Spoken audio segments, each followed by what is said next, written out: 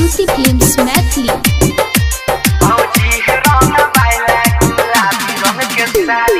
फगुआ के तोरा पर चढ़ल छाखुमारी। ए देवर जी सुन रहे हैं? हम सुन रहे हैं। फगुआ के तोरा पर चढ़ल छाखुमारी। देवर हो सुना ना, देवर हो अपन हटाल पिचकारी। देवर हो अपन हटाल पिचकारी। अरे दूर हटाल हो। कह रही छो माना ता दुख होई छै भारी। होली के दिन जे हमर भौजी किए ना करे छै। कह रही छो माना ता दुख होई छै भारी। भौजी है रंग बाइला गुलाबिया रंग साड़ी। भौजी है रंग बाइला गुलाबी रंग के साड़ी। एकदम जस्ता ललका रंग भर गल छै पिचकारी में।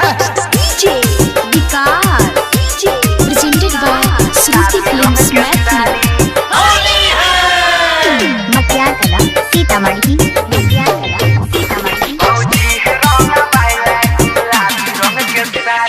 लग बहन रंग नहीं त गाड़ी देव गिन के। तंग नहीं कर हमर छोट की बहिन के। तू नहीं लगबे छो अब बहिनो के नहीं लगबे होए।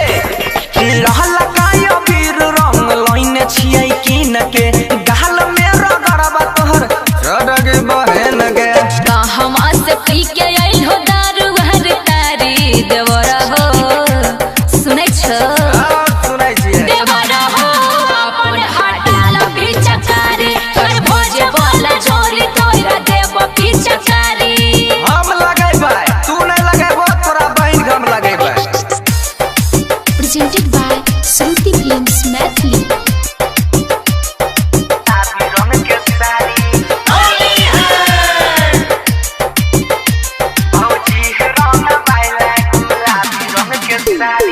करे छो जिद की पकड़े छो कलाई। प्यार से लगैल रंग जीजा के भाई।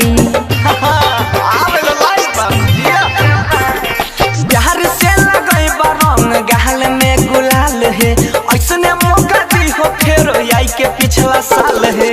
बुझे छो मनीष बंसी माल सरकारी। होली में लगावे रंग तू करे छे मारा मारी। लगाइले रंग बुझ के हमरा माल सरकारी। बुझले? Presented by Shruti films Maithili.